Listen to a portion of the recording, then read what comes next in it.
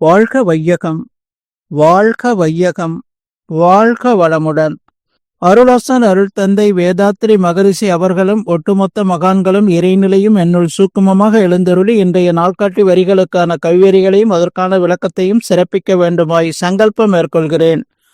அனைவரையும் பணிவோடு முதற்கண் வணங்கி ஆரம்பிக்கலாம் என்றிருக்கிறேன். அனைவருக்கும் இனிய காலை வணக்கம். வாழ்க வளமுடன். சாமிஜியினுடைய இன்றைய நாள்காட்டி வரிகள்: உலகத்திற்கு நன்மையான காரியங்களை செய்து அதனால் மக்கள் பயனடைந்து மன நிறைவு பெற்று அளிக்கக்கூடிய வாழ்த்துதான் புகழ் என்று சாமிஜி நமக்கு இந்த நாள்காட்டி வரிகள் கொடுத்திருக்காங்க. இதற்கான கவிதை வரிகள்: மனிதனுடைய பிறவியதன் மதிப்புணர வேண்டும். மனமுயிர் மெய் மூன்றான மறைபொருட்களான மனிதனது ஆற்றல்களை மலரச் செய்ய வேண்டும். மறைந்திருக்கும் உட்பதிவான பலவினைகள் தம்மை மனிதனை மாற்றி அமைத்து அறச்செயல் பதிவு செய்து மனத்தீமை வினத்தீமை பெற்று தரத்துறைந்து மனிதனை உயர் மனிதனாக மாற்றி அமைக்கும் மனவன கலை இதனை பயிற்றுவித்து நலம் காண்போம் என்று சாமிஜி ஒரு கவிதை வரிகள்ல கொடுத்திருக்காங்க.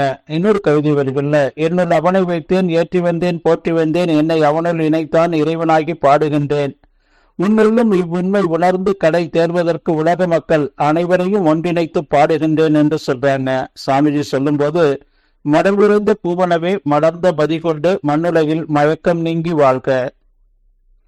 நாம இந்த பிறப்பு மனித பிறப்பு கிடைத்தற்கரிய பிறப்பு.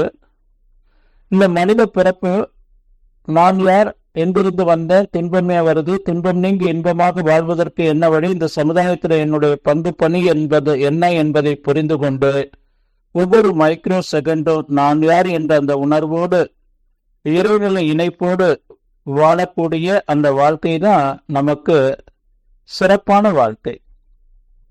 சாமிஜி அவங்க ஒவ்வொரு தனி மனிதரும் தன்னை உணர்ந்து உடல் உள்ளில் மனம் அறிவு இத தெய்வீக தன்மைக்கு மாற்றிக்கொண்டு இறைநிலை இணைப்போடு வாழக்கூடிய அந்த பயிற்சிய விளக்கங்களை நமக்கு கொடுத்திருக்கிறாங்க. அப்ப அதன் மூலமாக சாமிஜி இந்த உலகம் முழுவதும் இந்த பயிற்சி எல்லா மக்களுக்கும் சென்று சேரணுங்கிற அந்த ஒரு உயர்ந்த நோக்கத்துல கொடுத்ததுதான் நம்முடைய உலக சமுதாய சேவா சங்கம் மனவளக்கலை.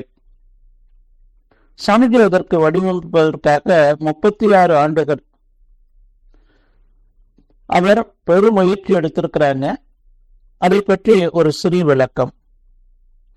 சாமிஜி ஒரு 7 வயது இருக்கும்போது ஒரு மகான் அவங்க தந்தையார்கிட்ட கொடுத்து 8 வரி பாடலை மனப்பாடம் செய்து கொள்ள சொல்றாங்க. அந்த பாடல்: ஒருவனை தெய்வமல்லால் வேற இல்லை, உயிரெல்லாம் ஒன்றாமை உற்று பார்த்தால் கருவிடத்தை வித்து முதல் உலகமாச்சு கதிரவனால் அனைத்துலகம் விளங்க காணும் உருவான நட்சத்திரங்கள் 27 உள்ளபடி நடக்கம் அல்லால் வேற இல்லை, பரிமளமே திருவள்ளி கேணிவான் பார்த்தினிட சாரதியை படுகுவாயே என்ற 8 வரி. 7 வயதுல சாமிஜி இந்த பாடலை மனப்பாடம் செய்து கொண்டு மார்கழி மாதங்கள்லாம் இந்த பஜனை பாடல்கள்ல இந்த பாடலை பாடிக்கொண்டு போவாங்க.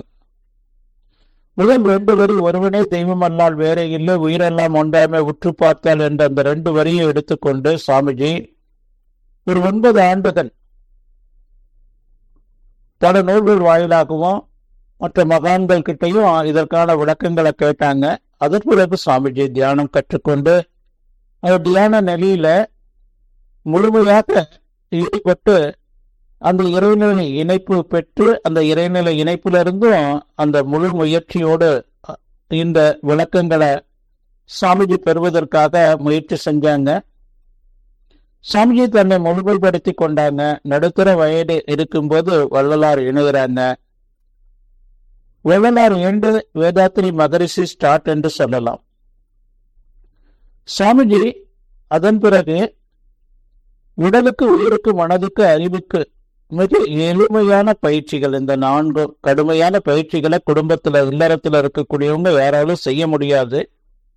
இல்லத்தை எளிமைப்படுத்தி தியானம்னா 14 ஆண்டுகள் காடுகள்ல கடந்தவும் செய்யக்கூடிய அந்த தியானத்தை ஒரு 14 நிமிடங்கள்ல நாம பெற்று பலனடைகிற அளவுக்கு, அதுவும் குறிப்பா பெண்கள் சிறப்பாக இந்த தவத்தை கற்றுக்கொண்டு தங்களை முழுமைப்படுத்திக் கொள்ளக்கூடிய அந்த தெய்வீக பயிற்சி மனவளக்கலை பயிற்சி நமக்கு சிறப்பாக வடிவமைத்து கொடுத்திருக்கிறாங்க. இது போன்ற ஒரு செயற்கரிய காரியங்களை செய்யக்கூடிய மூலமாக நாம பெறக்கூடிய புகழ் தான் சிறந்த புகழ் என்று சொல்லி நன்றியோடு நிறைவு செய்து கொள்ற. வாழ்க வளமுடன், வாழ்க வளமுடன், வாழ்க வளமுடன்.